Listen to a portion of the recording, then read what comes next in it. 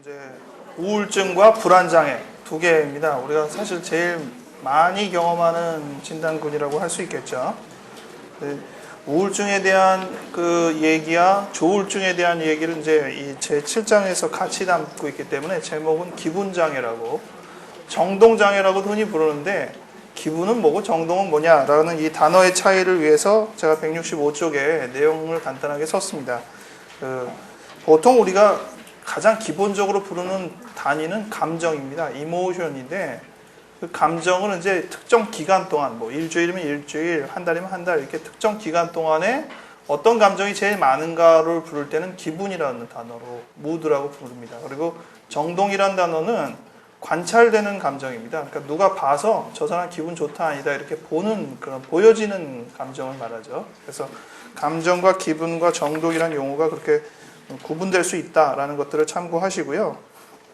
이제 중요한 거는 이제 이게 우리가 말하는 기분, 그냥 우울한 거냐, 아니면 우울증이라고 말하는 진단 기준에 그 이르는 부분이냐 아니냐의 기준을 여러분들이 알아두시는 게 중요할 것 같아요. 그래서 166쪽에 보면은 기분의 정상적인 범위와 비정상적인 사파라고 얘기를 했는데, 도대체 이제 정상에서 비정상으로 넘어서는 그 기준이 뭐냐라는 것들을 여러분들이 알아두시는 거죠. DSM-4의 진단 기준이 이미 나와 있으니까 진단 기준을 읽으면은 기준에 안 들면은 정상적인 거고요. 기준을 넘어서면은 이제 비정상적인 사파가 되는 겁니다. 근데 도대체 정상과 비정상 그 기준을 만들어 놨는데 이 기준은 도대체 무슨 의미냐라고 생각할 때는 지금 제가 적어드린 두 가지 의미를 담고 있습니다. 먼저 첫 번째는 그 한 6번째 줄인가요? 정상적인 기분의 범위와 사파는 그 연장선에 있지 않다. 사파라는 것은 비정상적인 상태고 정상적인 상태인데 그것들은 연장이 아니다. 그러니까 내가 열이 조금 났는데 그렇다고 해서 폐렴으로 열 나는 거랑 연장선에서 생각하면 안 된다. 폐렴으로 열 나서 고생했더니 나도 감기로 열 나봤어. 뭐 이렇게 얘기하는 거는 아니다. 왜냐하면 질적으로 다르기 때문에. 우울증 환자 앞에서 나도 우울해. 요즘 얼마나 우울한데? 라고 얘기하는 거는 의미가 없다. 왜? 그것은 다르다. 수준이 다르다. 그러면 수준이 다르다는 건 도대체 뭐냐? 저는 이제 그거를 몸에 왔다 라고 말하죠. 보통의 우울적함, 우리가 그냥 상식적인 선에서 정상적인 상태의 우울함은 몸에 오지는 않은 우울함이라고 할 수 있는가 하면은 사파라고 부를 수 있는 비정상적인 단계의 우울함은 몸까지, 몸에 왔다는 건 벌써 이제 식욕이 떨어지고 수면에 장애가 오고 우리가 흔히 얘기하는 바이오리듬에 영향을 미쳤다라고 이제 볼 수 있는 겁니다. 그래서 이제 기분이 그냥 기분에 머물러 있지 않고 이제 몸까지 병이 번졌네요. 저는 그렇게 표현을 하는데 그런 표현이 바로 이 사파가 되셨습니다. 이제 이런 표현입니다. 그리고 두 번째 의미는 그 167쪽에 한 7번째 줄인가요? 그 사파의 또 한 가지 특징은 정상적인 노력으로 기분이 정상화되지 않는다는 점입니다. 라고 써 있는데 이것이 이제 사파가 아니냐의 중요한 특징입니다. 사파가 되기 전에는요, 우리가 갖고 있는 노하우가 있어요. 그래서 이제 기분이 울적하다. 그럼 여러분들은 어떤 노하우를 발휘하시죠? 맛있는 거 먹는다. 뭐 술 한잔 한다. 또 코미디 프로 본다. 하하하하 웃는다. 재밌는 친구 만난다. 쇼핑한다. 네. 또요? 청소한다. 네. 네. 뭐요? 청소 안 해요? 아, 청소를 안 한다. 네, 이러한 다양한 방법으로 기분이 새록새록 이제 새로워지죠. 이제 최후의 보루가 돈인데 항상 이렇게 돈이 중요하거든요. 돈을 보면은 사람이 기분이 삽니다. 네. 아, 여기 반응 좋습니다. 네, 일전에 저희 아버님이, 저희 어머님이 누워 계시는데 누워서 TV 보시는데 그 코에다가 뭔가를 이렇게 흔드시더라고요. 이게 뭐야? 당신 좋아하는 거. 네. 수표 한 장을 막 흔드시더라고요. 그래서 우리 어머님이 그날 기분이 아주 좋아지셨다는 얘기를 들었어요. 근데 문제는 울적한 사람한테 그 방법들을 써보면 반응이 없어요. 예, 맛있는 거 먹어봐. 먹었어요. 입맛이 안 돌아요. 재밌는 거 봐. 옆에 사람 같이 따라간 사람은 하고 웃고 있는데 재미가 없어요. 네. 심지어는 돈을 흔들어도 뭐야 이게. 반응이 없어요. 예. 반응이 없으면 어떻게 됩니까? 그냥 반응이 없나 보답니까? 나는 이제 끝났다 라고 생각되죠. 이 기본적인 반응으로도 아무것도 내 기분을 이렇게 상승시키지 못하는 거 보니까 나는 이제 뭘 해도 소용이 없나 보다 라는 생각을 하게 되죠. 그러니까 그런 앞에서 뭐 나도 우울했어, 그거 괜찮아 이렇게 얘기하는 거는 아니다. 예. 그래서 이제 진단 기준을 굳이 보면 이제 9개 중에 5가지 이상이고 그것이 2주 이상이라고 돼 있죠. 진단 기준은 이제 그 168쪽에 9개가 이제 간단하게만 적혀 있는데 그 9가지 중에 5가지 이상이 2주 이상 있어야 됩니다. 그게 이제 첫 번째 격이 다르다라는 것을 반영을 해요. 우리가 이제 무슨 대회를 엽시다. 우울증 사파 모방 대회. 그래가지고 5개 이상을 2주 이상 만든 사람한테 상금 100만 원을 드리겠습니다. 라고 얘기를 해본다고 하죠. 그러면 이제 열심히 얼추 맞출 거 아니겠어요? 네. 한 일주일은 가능할지 모르죠. 네. 2주일 되면 환자가 됩니다. 그냥은 안 돼요. 뭐 어떤 사람은 되긴 하겠죠. 그렇지만 일반적으로는요. 못 해먹겠다 그냥. 네. 돈 안 벌고 말지. 이러면서 포기합니다. 왜? 격이 다르니까. 그 수준까지를 우리가 억지로 맞출 수 있는 그런 레벨에 도달할 수가 없다는 거예요. 그러니까 그 기준이 그렇다라는 의미를 가져야지 뭐 9개 중에 뭐가 뭐고 이렇게 외워봤자 그거는 큰 의미가 없어요. 9개 중에 4개만 어때요? 5개 아니라고. 2주라고 했는데 14일인데 그러면 10일이면 어때요? 그게 중요한 게 아니라 이 범주가 우리가 보통 생각하는 우리가 그냥 만들어내는 형상이 아니라 그 이상의 수준으로 정말 저렇게 하기는 이게 어렵지 이렇게 생각하는 영역이고 그 정도까지 넘어갔으면은 또 우리가 보통 하고 있는 노하우로 이렇게 좀 해봐 안 된다. 그럴 때 우리는 이제 이게 병이구나 사파구나 라는 것들을 인정해야 한다는 것이죠. 그렇게 이제 여러분들이 알아두시면 됩니다. 조울증이 있죠. 이제 양극성 장애라고 그래서 이제 우울증, 그 조울증 이걸 둘 다 다뤄야 되는데 먼저는 제가 우울증 얘기를 쭉 하고요. 시간 여력에 따라서 조울증까지 얘기를 더 하도록 하겠습니다. 근데 그 진단 기준에요. 재밌는 용어들이 있어요. 168조에 보면은 3번 식욕, 감퇴, 체중 감소 공통적이죠. 그런데 또는 식욕 증가, 체중 증가 늘어나는 게 있네요. 네. 그리고 4번도요. 불면증 또는 수면 과다. 이것도 양극인데 2개가 다 있네요. 그리고 5번은 둘 다 있는 것 같지는 않지만 정신운동. 정신운동이라는 것은 심리 상태 때문에 겉으로 보이는 게 어떠냐라는 거예요. 근데 그게 초조가 있고 지체가 있다라는 거예요. 지체는 느려지는 거죠. 느릿느릿하게 행동하는 거. 초조는 그럼 빨리 행동하는 거냐? 빨리 행동하는 건 아니고 불안불안하는 거죠. 겉으로 볼 때 안절부절 못하는 것이 이렇게 눈에 보이는 거죠. 그런 것들을 가리킵니다. 그럴 때 보통 우리가 일반적으로 알고 있는 우울증 사파의 특성은 식욕 감퇴, 불면, 정신운동 지체 요 짝을 제일 많이 기억합니다. 그래서 밥도 못 먹고 잠도 제대로 못 자면서 행동 느릿느릿한 그런 우울증을 많이 기억해요. 그런 우울증을 가리켜서 전형적인 우울이라고 그러죠. typical depression 또는 이제 그 176쪽에도 보면은 그 얘기가 나오는데 이제 멜랑콜리아 스타일이라고 얘기하죠. 멜랑콜릭이 무슨 단어인지 지난번에 얘기했죠. 예. 근데 그 멜랑콜릭이라는 그 특성의 용어가 보통은 잠 못 자고 식욕 떨어지고 행동 느려지는 그러한 계열의 사람들을 불렀던 용어죠. 그런데 우울증을 자꾸 연구하다 보니까요. 딴판이 있어요. 밥도 많이 먹고 잠도 퍼자고 뭐 우울하다고 막 우울해. 그럼 옆에서 보면 기분이 나쁩니다. 에이 쇼하고 있네 그러고 공감이 안 돼요. 그런 정도의 우울이면 나도 우울하겠다. 야 먹기는 죽으라고 먹고 잠도 그냥 계속 자고 좋겠어? 우울해서? 뭐 이렇게 이제 얘기를 들을 법한 사람들이 요런 상태, 그런 상태를 가리켜서 비전형 우울이라고 불러요. Atypical depression. 그렇다고 그러면은 그 세 개가 항상 그렇게 일치가 되느냐? 그렇지는 않아요. 또 사람은 참 다양해가지고 어떤 사람은 잠은 많이 자면서 식욕은 떨어지고 뭐 이렇게 이제 서로 일치하지 않은 것들을 같이 갖기도 합니다. 그래서 이 3번, 4번, 5번은 양극으로 있는 것이 결국 다 우울에 해당한다는 것들을 인정해 주는 거고, 건강하다는 건 결국 중간이죠, 중간. 중간에 잘 있으면 그 사람이 건강하다는 건데, 그런 것들이 이제 진단 기준이 어느 하나에만 다 몰아있는 게 아니라 다양성을 보여주고 있다는 것들을 여러분들한테 얘기해 주고 있는 겁니다. 이제 강의할 때는 사실 이제 171페이지부터 그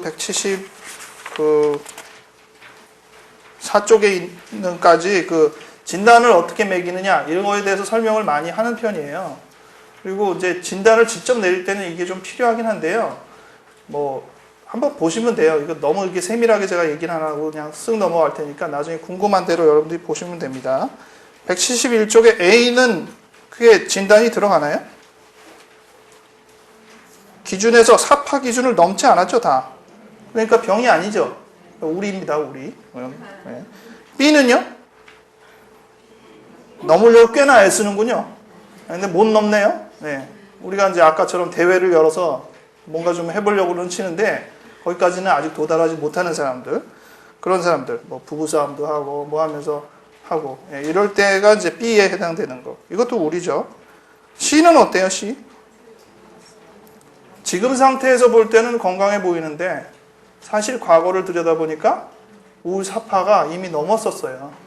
그러면 이 사람은 주요 우울 장애입니다. 과거 문제다 할지라도 그 레이블이 붙어요. 한 번만 일어나도 주요 우울 장애가 됩니다. 한 번 일어난 거를 가리켜서 이제 사파라고 불러요. 시작과 끝이 있으니까 그 하나를 가리켜서 이제 사파 이렇게 부릅니다. 에피소드. 그러면 이제 다음 페이지에 보면 이제 D랑 E랑 거의 같네요. 그죠? 보니까 둘 다 주요 우울 사파를 2번 거친 거는 D나 E나 똑같죠. 근데 무슨 차이가 있어요? D는 경조증 사파를 넘은 적이 없고 E는 경조증 사파를 만족했어요. 네. 경조증 사파를 만족하니까 진단이 바뀌어버리네요. D만 해도 주요 우울 장애였는데 E로 넘어갈 때는 양극성 장애가 됩니다. 조울증이라고 볼 수 있어요. 근데 양극성도 1형이 있고 2형이 있어요. 근데 이런 정도로 경조증까지 될 때는 2형이라고 합니다. 아주 전형적인 조울증은 아니고 거의 못 미치는 조울증이다 해서 2형, 제2형 양극성 장애라고 불러요. F는 어때요? F는 우울장 사파도 되죠. 조증 사파도 되고. 조증 사파는 몇 번 있었죠? 2번. 우울증 사파는요? 2번. 그래서 진단은 양극성 장애, 조울증의 제1형, 전형적인 조울증이라고 해당이 되겠습니다. G로 봅시다. G를 보니까 한 번은 우울 사파가 있다가 또 우울하긴 했는데 사파까지는 안 가고, 그러다가 경조증 갔다가 또 조금 기분이 뜨는 듯 했지만 경조증까지는 안 가고, 그리고 끝났어요. 그러면 진단은 우울 사파랑 경조증 사파가 있으니까 제2형 양극성 장애라고 부릅니다. H, 한 번에 조증 사파를 경험하고 경조증 사파를 경험했네요. 진단은요? 조증만 있고 경조증만 있고. 제1 양극성 장애입니다. 조금 이제 이해가 안 가시는 분이 있죠. 주요 우울 사파가 없는데, 네. 우울증 사파가 없어도 조증 사파만 있으면 조울증인가요? 조울증입니다. 네. 진단 기준상으로 보면은요, 그게 있어요. 조증 사파 딱 한 번만 있어도요, 제1 양극성 장애가 자동적으로 됩니다. 네. 그만큼 조증이 가장 강력한 진단 특성에서 조증 한 번만 하면은 모든 1형, 2형 우울증 다 이제 말아서 그냥 제1형 양극성 장애로 등극하는 진단 기준이 조증사파예요. 아이는 보통이었다가 경조증 사파, 야 기분 좋다 이렇게 떴는데 그냥 그렇고 우울증은 없네요. 아까는 우울증이랑 경조증이랑 있으면 2형이라고 그랬죠. 그러면 이 아이도 2형이겠네요. 아까 조증은 1형, 한 번만 있으면 1형이고 아이는 제 2형 맞죠? 속아 넘어가 주세요. 아닌가요? 네. 아이는 그냥 기분 좋은 사람입니다. 기분 좋은 사람. 경조증만 계속 있으면요 진단이 사실은 안 돼요. 경조증 사파는 아주 이중 얼굴을 갖고 있는데 자기 혼자만 경조증만 갖고 있을 때는요 그냥 저 사람 이렇게 기분이 이렇게 들뜨고 그러냐? 상당히 재밌다? 이런 사람에 불과해요. 근데 그게 조증 사파가 있거나 주요 우울 사파가 있거나 이렇게 같이 껴들어가면은 이제 진단이 되지만은 경조증만 계속 있으면은 그냥 기분 좋은 사람입니다. 저는 그런 사람이 되고 싶어요. 네. 여러분들도 한번 네. 코미디언들은 고의적으로 그렇게 하는 것 같아요. 고의적으로 저 경조증 사파를 만드는 그 능력이 탁월하신 것 같아요. 그 다음 넘겨서 J 스치는 바람에 J 병이 뭐예요? 정상이죠 그냥 볼 때는 보통에서 주요 우울사파도 아닌 상태에서 계속 가니까 근데 이게 한 2년 갔다고 쳐요. 그냥이 아니라 2년. 네, 이런 경우를 그 디스사이미아, 기분 부전장애라고 합니다. 네, 2년 가야 돼요. 오래 가죠? 네, 진단 기준도 아니면서니까 2년 오래 가야죠. K는요? 이미 제가 얘기했죠. 예, 기분이 좋은 사람 그냥. 예, 기분 좋은 사람. 좀 가라앉는 게 조금 위험하긴 하네요. 그죠? 그렇게까지 가라앉지 않고 그냥 가면 좋으련만 좀 기분이 좋은 사람. 근데 한번 이렇게 올라가면 또 에너지가 빡기니까 이렇게 처지잖아요. exhaust 되죠. 그래서 툭 올라갔다가 배터리 떨어지듯이 툭 떨어지다가 조금 올라가다 이런 경향이 좀 있긴 있어요. 그래서 그냥 이게 기분 좋다 정상, 기분 좋다 정상 이런 사람은 좀 드물고요. 요 사람처럼 기분 좋다가 저조하고 이렇게 떨어집니다. 그 다음 L은 뭐예요? 네, 주요 우울 장애인데 사파인데 보통 사파라고 했으니까 끝나는데 안 끝나네요. 그냥 만성으로 계속 가는 상당히 그 보기만 해도 부담이 꽤 되는 분이죠. 예.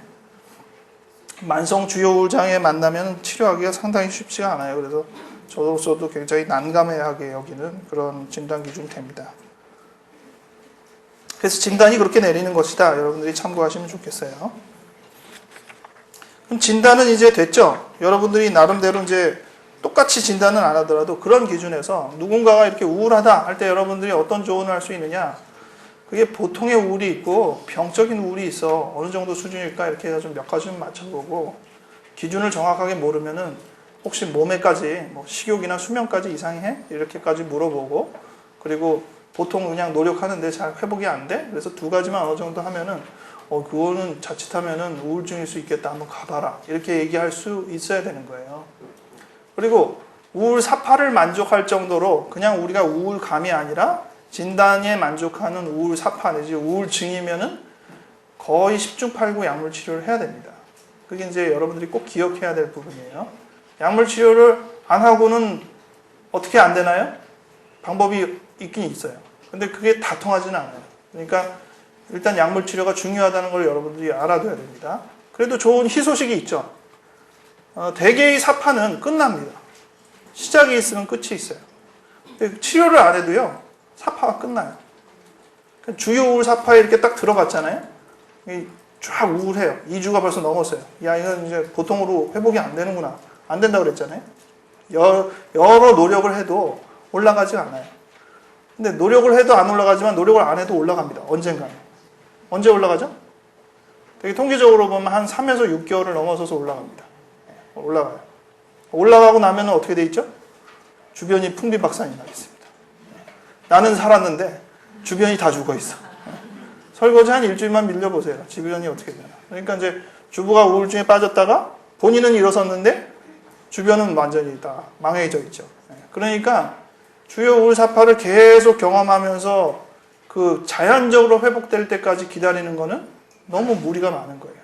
그래서 치료를 하는 이유는 결국 기간의 단축, 그리고 조금이라도 현상의 약화, 이런 것들을 경험하면서 넘기기 위한 것이 목표지, 대부분의 신체적인 조건상, 생리적인 특성상 우울은 깊이 경험하면 언젠가는 다시 올라오게 돼 있는 게 생리적인 현상이에요.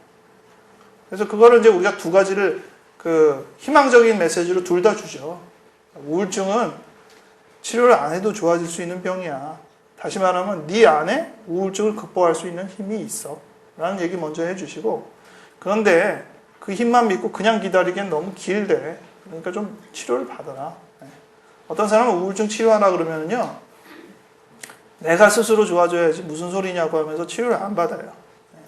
그래서 참 곤란한 일이에요. 자기 힘으로 좋아질 때는 오긴 오거든요. 그렇다고 그거 기다리기엔 너무 길어요. 그러니까 여러분들이 격려를 잘 해서, 아니야, 좀 단축하고 조금 편하게 넘기는 게 좋잖아. 그래서 이제 치료를 받는 게 좋겠다. 이렇게 권해 주시는 게 필요합니다.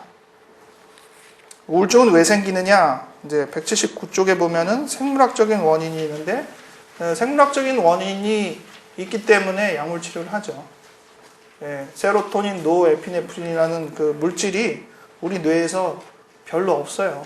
그러니까 그런 물질들이 되게 활력 물질인데 그 기능들이 없으니까 사람들이 이제 축 처지는 거예요. 결국 그 물질을 넣어줘야 되는데, 약으로 넣어줄 거냐? 아니면 자동적으로 다시 채울 거냐? 이런 부분입니다. 어디에 보니까 샘이 말랐어요. 그러면은 그 샘을 다시 이렇게 잘 하려면 어떤 방법이 있겠어요? 물을 그냥 퍼다 붓던가. 그렇죠? 어디서 갔다 와가지고 공수해주면 되잖아요. 아니면 나름대로 조금씩은 나오니까 긁어가지 않던가. 괜히 그 새는 데를 좀 잘 막아가지고 긁어가지 않던가. 그러면 샘은 차지 않겠어요? 제가 아까 드린 말대로 언젠가는 다 회복이 된다더라 라는 말은 결국 그 샘이 마르지는 않는다는 뜻 아니겠어요? 차긴 찬다는 거죠. 근데 그게 그냥 기다리기엔 너무 약부족이니까 어떻게든 처리를 해야 된다. 그럼 약을 써서 많이 부어주던가, 아니면 약을 안 써도 그것들이 빨리 차는 어떤 요령들을 만들어주던가. 이게 이제 우리의 관건이 됩니다. 아마도 여러분들이 조금 더 이제 상담하거나 옆 사람을 도울 때 이런 심리적인 원인을 제일 많이 다루게 될 거예요. 생물학적인 원인이야 우리 뇌에서 세로토닌이 없다고 그러는데 여러분들이 특별히 해줄 게 없잖아요. 그렇죠? 약을 먹이지 않는 한은 여러분들이 해주기가 참 애매하죠. 물론 해줄 게 있어요. 기도를 하면 돼요. 근데 어떻게 기도를 하느냐? 우울증 낫게 해주십시오 라고 기도를 해도 좋지만 조금 더 세밀하게 기도할 수 있는데, 저 친구의 세로토닌이 정상화되게 해주세요 라고 기도하십니다. 하나님이 그걸 들으시고, 야, 너 좀 용기가 가상하다 그래가지고 회복을 시켜주실 거예요. 상세하게 기도할수록 좋거든요. 여러분들이 세로토닌은 좀 올라간 것 같은데 노에피네린이 부족합니다. 이것도 채워주시면 감사. 이렇게 기도하시면 됩니다. 근데 심리적인 원인은 우리가 옆에서 잡아줘야 돼요. 격려해주고 도와줘야 되니까 그것들을 우리가 많이 알수록 좋죠. 여기 보면은 1번부터 해가지고 8번까지 여러 가지 이제 심리 원인이 있습니다. 여러분들이 많이 공부하는 원인들이라서 그냥 같이 이렇게 훑어보는 입장으로 보면 좋겠는데, 첫 번째, 프로이트는 우울증을 분노가 자기한테 쏟아진 거다라고 얘기를 했죠. 그러니까 원래 모양은 분노다. 근데 그 분노가 원래는 타인을 향한 것인데 방향이 역전돼서 자기한테 분노를 쏟아붓는다. 그러니 어떻게 되느냐? 타지. 분노는 불이나 다름없는데 상대를 태우는 게 아니라 자기를 태우잖아요. 그러면은 아주 잘 타죠. 그럼 남는 게 없잖아요. 그러니까 우울해지는 거 아니겠어요? 심지어는 이제 자기를 향한 공격성, 살해 욕구가 작용되면은 자살로 이어지죠. 실제로도 우울증은 자살이 많죠. 그 우울증 진단 기준 9개 중에 맨 마지막 기준이 자살이거든요. 그러니까 진단 기준에 있을 정도로 죽고 싶은 생각이 상당히 많이 드는 병입니다. 부정적인 생각이 많기 때문에, 그리고 아까 얘기한 대로 회복이 안 되기 때문에, 자기 자구적인 노력들이 적용이 잘 안 되기 때문에 이제 끝이다라는 생각이 많이 들어요. 그래서 이제 아론 백 같은 사람은 이 끝이다, hopelessness, 희망이 더 이상 없다라는 이러한 그 의미가 자살을 부추기는 가장 큰 어떤 영향력이다라고 얘기했는데, 그런 식으로 자살에 대한 생각이 많아요. 그러니까 다른 병보다 상당히 위험한 병 중에 하나입니다. 그래서 이 우울증을 치료를 잘 해야 되는 이유 중에 하나가 또 이 자살로 인한 실수를 막기 위한 것이기도 해요.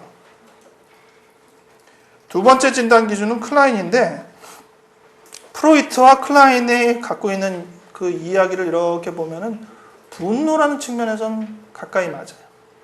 근데 분노의 원래 대상이 클라인이 얘기한 거랑 프로이트가 얘기한 거는 정반대라고 할 수 있습니다. 프로이트는 원래는 남을 향한 분노였는데 그게 방향이 틀어져서 자기한테 향했다 이렇게 얘기했잖아요. 클라인은 자기를 향한 분노라는 거예요. 원래부터 그 분노의 초점은 자기 자신. 그러니까 자학이죠, 자학. 왜 자학을 하죠? 자기가 뭔가 잘못했다고 생각하는 겁니다. 후회한다라고 볼 수 있는 거죠. 그래서 자책하는 거예요. 너 왜 그랬어? 내가 뭘 어떻게 잘못했는데? 뭘 잘못했죠? 클라인이 말한 것은 너 왜 엄마한테 왜 그랬어? 이겁니다. 그 대상 항상성, 좋은 엄마, 나쁜 엄마가 하나 된다고 얘기했잖아요. 나쁜 엄마인 줄 알고 죽으라고 미워했거든요. 근데 대상 항상성이 좋단 말이에요. 하나가 딱 돼서 좋은 엄마, 나쁜 엄마가 하나가 돼가지고 좋은 엄마가 됐으니까 좋긴 좋죠. 근데 그때부터 뜨끔한 게 있어요. 뭐죠? 내가 나쁜 엄마인 줄 알고 죽으라고 미워했거든요. 젖도 확 깨물고 먹으면서 나쁜 엄마! 확 깨물고 그랬는데 그 엄마가 결국은 어떤 엄마예요? 좋은 엄마였단 말이에요. 그러니까 아이가 이제 내가 왜 그랬지? 이런 생각을 갖는데요. 애가 시무룩하대요. 그런가 봐요. 본 적 있으세요? 근데 그 2, 3세에 지나가지고 애가 엄마 눈치 보고 막 그 난리 치면서도 그렇게 시무룩한 그 시점을 잘 지날 때 엄마가 그걸 극복하게 해주는 게 뭐예요? 맞아. 넌 나를 너무 밉게 생각하더라. 넌 당해도 싸. 그리고 기다리는 엄마가 좋은 엄마인가요? 좋은 엄마는 간단해요. 괜찮아. 네가 나 아무리 미워했어 봤자 나 괜찮아. 나 안 죽었어. 나 멀쩡해. 이게 이제 좋은 엄마죠. 그리고 우리 엄마는 내가 아무리 그렇게 미워해도 껐떡 안 하는구나. 튼튼하구나. 이런 생각을 가지면은 건강하게 넘어간다라고 돼 있어요. 근데 클라인의 요 시기에서는 그렇게 건강하게 넘어가게 하지 못하는 엄마가 있다는 거예요. 말은 그렇게 안 했어도 정말 너 정말 나 나쁘게 치부하고 맞아 너 자책해야 돼. 계속 고생해. 이러는 엄마가 있다는 거죠. 심리적으로 볼 때는. 그러면 그 아이는 어떻게 돼요? 괜찮아라는 얘기를 못 들었기 때문에 자책의 상태를 커서까지도 간직하고 간다는 거예요. 그래서 정말로 자책할 어떤 문제가 터지면은 그게 상승작용이 일어나가지고 정말 나는 가치가 없는 놈이야 이러면서 부정적인 생각이 아주 끝도 없이 치닫는 거죠. 그런 이론이 클라인의 이론입니다. 비브링은 뭐라고 얘기했죠? 과도한 이상과 현실의 차이. 내 기대는 여기인데 나는 적어도 이 정도 수준으로 살아야 된다고 생각했는데 지금 내 현실은 그렇지 않을 때 이 차이가 크면 클수록 그 차이 자체가 하나의 우울감으로 작용한다라고 얘기를 했어요. 이런 건 사회적인 맥락으로 같이 연결지어서 생각할 때 많이 하죠. 자기가 원하는 대학을 정확하게 못 가거나 원하는 직장을 못 갔을 때, 원하는 결혼을 제대로 못했을 때, 자기의 여러 가지 이제 대우를 그만큼 기대한 것들이 이루어지지 않았을 때, 이런 것들이 비브링의 설명에 가까운 우울증의 요인이 됩니다. 그래서 가장 많은 사람들이 우울하다 그러면 왜 그래? 라고 하면은 이 설명으로 제일 많이 적용하는 편이죠. 근데 제이콥슨과 아리에티라는 이러한 배경으로도 우울증의 그 심리를 우리가 많이 설명합니다. 이거는 그야말로 짓누르는 부모, 아이를 우울하게 만든 부모의 영향을 말하죠. 근데 약간 스타일이 달라요. 제이콥슨이 말한 부모의 스타일은 짓누르는 스타일, 어떻게든 짓밟는 스타일, 이러한 부모. 그래서 억압당한 자녀의 특성을 갖습니다. 반면 아리에티의 부모는 교묘한 부모라고 할 수 있죠. 그래서 그는 그런 부모를 지배적인 타인, dominant other 내지는 뭐 significant other 이런 표현들도 쓰면서 쓰는데 이 지배적인 타인이 어떤 영향을 주냐면은 그 제이콥슨의 부모처럼 짓누르지는 않아요. 근데 아이가 스스로 기게 만들어. 알아듣는 사람 다 알죠? 이 금방 알아들으면 본인들의 부모가 그럴 가능성이 그런 경험들을 몇 번 했으면 압니다. 이건 뭐 어쩔 수 없이 우리 부모가 말은 참 부드럽게 해. 얘야 너 때문에 부모님 참 마음이 아프단다 라고 말하지만 이런 것보다 훨씬 무섭죠. 이렇게 짓누르는 그 짓누르는 그 감정은 뭐 어쩔 수가 없어요. 그래서 제이콥슨식이든 아리스티식이든 그런 식으로 부모가 이제 되면은 그 아이는 이제 시들시들해집니다. 코웃이 말하는 우울증은 조금 단순한 얘기예요. 생기를 빼면은 우울해진다 이런 거예요. 생기는 어떻게 주느냐? 관계에서 만들어진다 이렇게 있어요. 그래서 생기가 만들어질 만한 관계가 빠지기만 하면 사람이 시들해요. 마치 밥 안 먹으면은 의욕이 없다가 밥만 들어가면 반짝 살아나는 사람 마냥 무엇이 없어지면은 시들시들해지는 거예요. 가끔은 이 코웃식의 이 우울증은 얄밉습니다. 자기 안 알아준다고 삐쳐요. 그래가지고 우울하고 막 처져 있고 그러다가 당신밖에 없지 뭐 이러면 정말이에요? 뭐 이러면서 그냥 금방 바짝 사는데 그것도 너무 티가 나게 바짝 살아요. 그러니까 야 정말 좀 치사하다 이런 생각이 들 정도예요. 그래도 어떻게 해요? 그게 없어서 우울한 거예요. 백, 아론 백은 우리가 잘 아는 인지치료 만든 사람이죠. 인지치료를 만든 사람인데 이 사람은 이제 우리 생각 자체가 왜곡돼서 들어오는 게 아무리 좋은 게 들어와도 생각 자체가 왜곡됐기 때문에 그걸 다 부정적으로 만들어버린다. 그러니까 병의 원인은 자기의 생각이라는 거예요. 근데 그 생각의 이제 대표적인 게 자기 자신, 그리고 세상, 그리고 미래 이 세 가지에 대해서 무조건 부정적으로 판단한다는 거죠. 누가 자기를 칭찬해도 나 같은 놈이 뭐 이렇게 생각하고 뭔가 좋은 기회가 우리 이 사회에서는 많이 제공하잖아 그러면은 세상이 나한테 뭘 좋은 걸 주는 게 전혀 없지 이렇게 해가지고 부정적으로 보고 앞으로 잘 될 거야 이렇게 얘기를 해도 뭐 앞으로는 뭐 내 앞에 이 험난하고 어두운 세상만 남아있어 이렇게 이제 생각할 경향이 있죠. 이런 세 가지의 부정적인 생각이 많으니까 아무리 좋은 게 들어와도 그거를 무조건 다 부정적으로 만드는 거예요. 그래서 백은 이제 인지치료 생각을 바꾸자 그래야만이 이 차오른다는 거죠. 어떤 의미에서는 그 샘이 차오르지 못하게 스스로 막아버린다라고 말을 하는 겁니다. 이제 마지막으로는 행동주의 이론을 말하는 이 이론가들이 얘기하는데 용어가 있죠. 학습된 무기력이라고. 멍멍이 가지고 실험을 했는데 그 한쪽에는 전기 자극이 있는 거를 놔두고 한쪽에는 전기 자극이 없는 쪽을 놔뒀어요. 그리고 이제 종을 치면서 전기 자극을 주죠. 그러면은 어떻게 해요? 전기 자극이 없는 쪽으로 화들짝 도망가죠. 그렇잖아요? 그래서 몇 번 테스트를 하다가 나중에는 전기 자극 안 주고 불만 켜봤어요. 그랬더니 전기 자극 오는 줄 알고 화들짝 놀라서 도망가요. 옆으로. 훈련이 된 거죠. 근데 전기 자극을 주고 불도 켜주는데 다른 실험을 하나 했죠. 개를 꽁꽁 묶어놨어요. 도망을 못 가요. 전기 자극으로 불만 켜지면 이제 놀라는 거지. 왜냐하면 자극이 오니까. 근데 어떻게 못해요? 도망은 못 가요. 나중에는 이제 줄을 풀어요. 묶어놓은 걸 다 풀러내요. 그리고 불을 켜요. 그래도 도망을 안 가. 옆으로 넘어가기만 하면 되는데 넘어가지 않아요. 그걸 가지고 애가 무기력해졌네? 라고 하는 거예요. 근데 그 무기력이 어떻게 된 거냐? 학습된 거다. learned. 배운 거다 이거죠. 자기가 그렇게 훈련 받았다는 거죠. 근데 이런 학습된 무기력은 앞서서 얘기했던 그 부모의 그 짓누름과 뭔가 좀 모종의 연관성이 좀 있겠죠.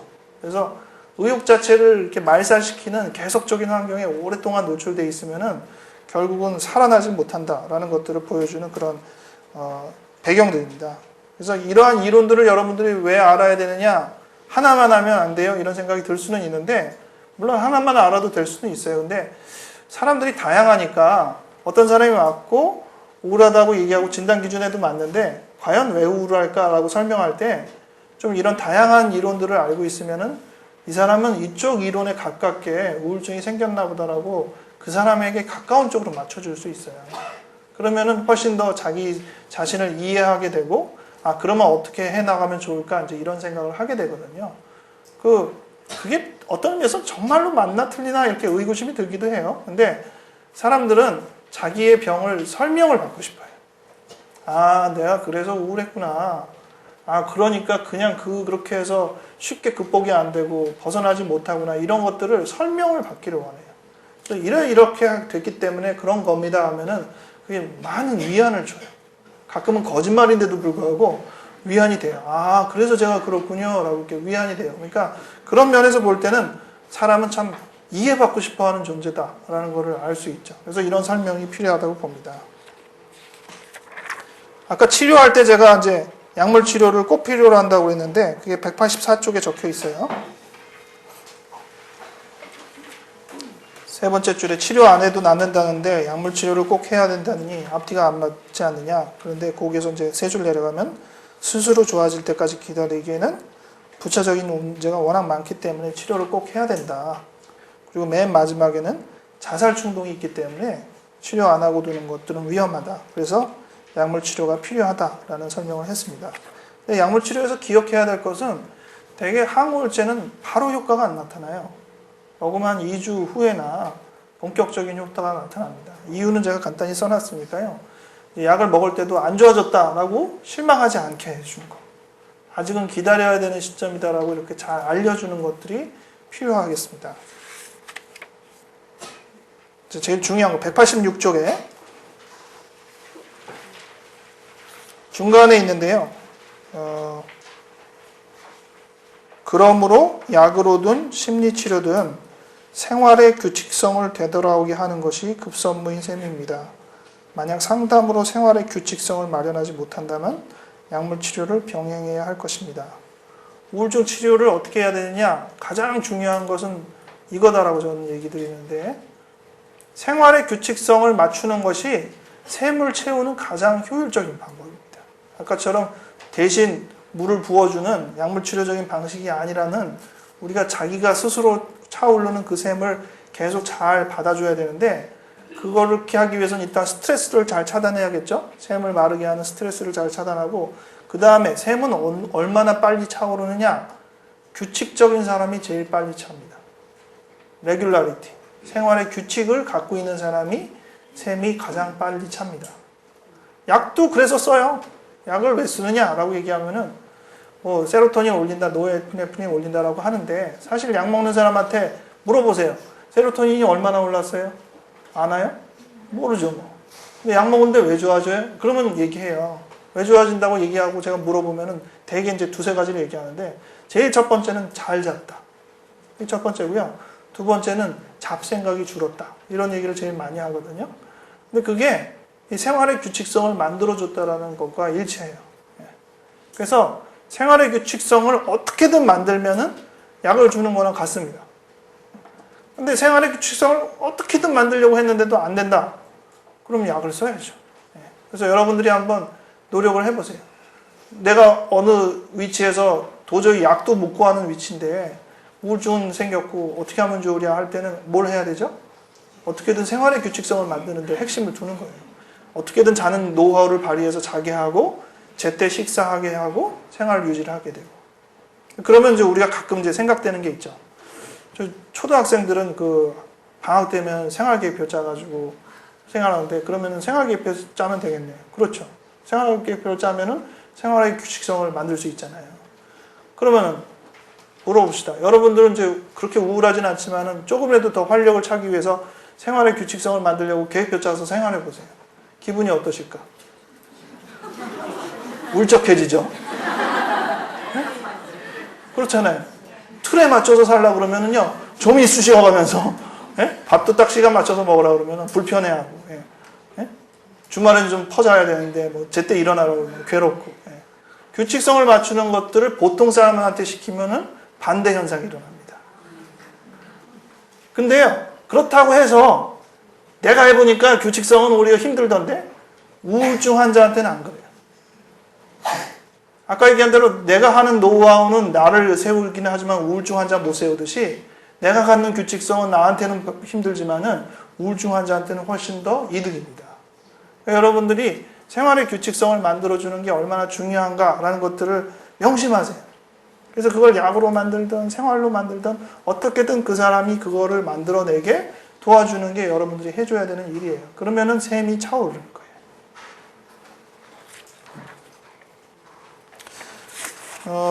우울증 얘기는 했는데 조울증 얘기를 해야 되니까 시간이 좀 조울증 얘기까지 하면은 부족할 것 같아서 제가 이제 우울증 얘기만 위주로 했고요.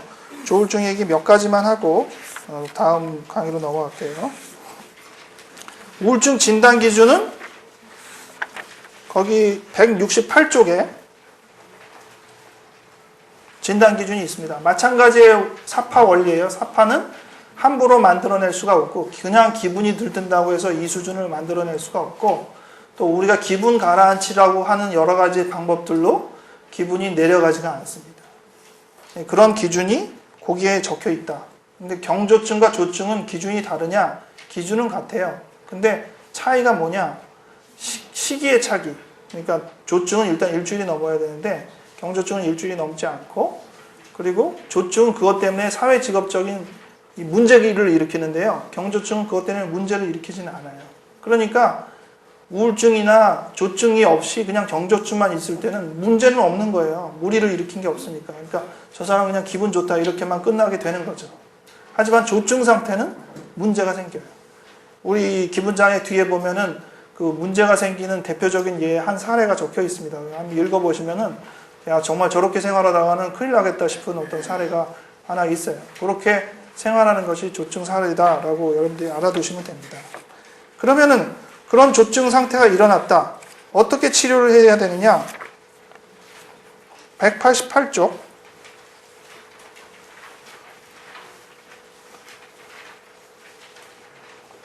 조증사파가 일어날 때도 약물 치료는 필수적입니다. 우울증보다 훨씬 더 약물 치료가 필요하고요. 사실 조증은요, 제가 치료를 하라고 부탁을 안 해도 가족들이 치료를 시켜요. 우울증은 좀 이렇게 내버려두는 경향이 있어요. 저러다가 말겠지 뭐 괴롭긴 하지만 어떻게 하겠어 이렇게 좀 놔두는 경향이 있는데 조증은 사고를 계속 치니까 그냥 놔두다가는 내가 정말 피해를 많이 보겠다 해가지고 어떻게든 그 친구를 잡아서 치료를 시키려고 애를 써요. 돈을 많이 쓰죠. 그러니까 문제가 일으키거든요. 그러니까 치료를 제가 굳이 하려고 그러지 않아도 심지어는 제가 이 정도면 그냥 치료 안 하셔도 되겠는데 아닙니다 선생님 잘 모르시는 말씀인데요. 뒤에서 이런 일들이 벌어지고 있습니다 라고 막 얘기를 해줘요. 사실 제가 볼 때는 그냥 이렇게 좀 별로 큰 이상 없어 보이는데 얘기 들어보면 뭐 이런 얘들이 가끔 있어요. 그러면 조증 상태가 일어났다. 기본적으로 약물 치료 해도 안 되면 입원 치료를 해야 돼요. 왜냐하면 그 행동을 제한을 못하니까. 제한을 할 수만 있다면 어떤 다른 방법을 동원해도 되는데 제한을 할 수 없다면 되게 입원 치료를 합니다. 그럼 입원을 하든 입원을 하지 않든 그럼 치료의 원칙은 뭐냐? 약물 치료로 태도를 가라앉히는데 동시에 벌어지는 게 거기 적혀있는 첫째 뭐죠? 자극을 줄여라. 조증은요. 하나의 자극이 들어오면 10가지가 마음속에서 일어나요. 그래서 뭐 생각도 빨라지고 말도 빨라진다고 그랬잖아요. 그러니까 최대한 오감의 자극을 줄여야 됩니다. 자극을 남기려고 해요. 막 자극이 많아지니까 그걸 어떻게든 남기려고 막 써요. 막 적어요. 적지 말게 해야 됩니다. 왜냐하면 적으면 자료가 더 많아지거든요. 무궁무진하게 많아지거든요. 어떤 분이 하루에 10개씩 발명을 하다가 증상이 심해지니까 이제 그게 20개, 30개 막 생각이 나는 게 다 발명이에요. 볼 때마다 발명이지. 그러니까 아이디어가 떠오르니까. 그럼 막 적어요. 아깝잖아요. 특허내야 되는데 하가지고. 적지 못하게. 적지 말게. 다 버리게. 그래서 흘러가게. 복잡해도 흘러가게 만들어줘야 되는 게 첫 번째고, 두 번째는 충동적인 행동들이 사고로 이어질 위험들을 막아주는 게 중요한 거예요. 거기 이제 중간에 충동적인 행동을 예방해야 한다. 자해나 타해 위험이 있는지를 잘 확인해서 큰 일이 없게 한다. 이게 이제 두 번째고요. 둘째는 고설명밖에 없어요. 그 다음은 세 번째인데 셋째라고 제가 안 썼네요. 보니까 그 뒤에서부터 끝까지 내어 있는 여러 가지 얘기들은요. 쭉 읽어보면은 맨 마지막 줄에 오히려 가까워요. 189쪽의 사례 2의 바로 위에 있는 내담자 특유의 경고 신호를 살펴서 그거를 정리하는 게 세 번째 주제입니다. 이거는 일단은 급한 불이 꺼져야 돼요. 사파가 좀 정리가 되고, 그래서 이제 좀 가라앉은 상태에서, 그런데 요번 사파는 왜 일어났습니까? 이걸 봐가지고 사파가 일어나기 전에 어떠한 그 경고 증상이 있는지를 보는 거예요. 제일 이제 흔히 일어나는 경고 증상이 잠이 안 오기 시작하죠.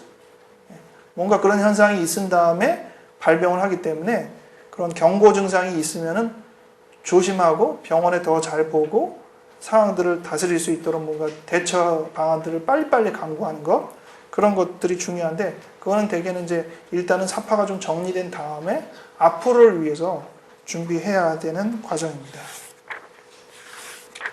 그래서 여러분들이 이제 우울증에 대한 얘기들은 사실은 여러 군데에서 강의를 듣긴 하지만은 가장 중요한 핵심을 놓치지 말고 기억해 주셔서 주변의 사람들 도와주시고, 특히 그 교회 안에서는 제가 볼 때에도 그 우울증을 병으로 인정하지 않고 뭐 신앙이 부족해서 그래, 그렇게 많이 얘기를 하는데 병이거든요. 그래서 그게 아니다라는 것들을 좀 잘 설명해 주셔서 치료의 필요성들을 여러분들이 충분히 공감할 수 있게 도와주시기를 부탁을 드립니다.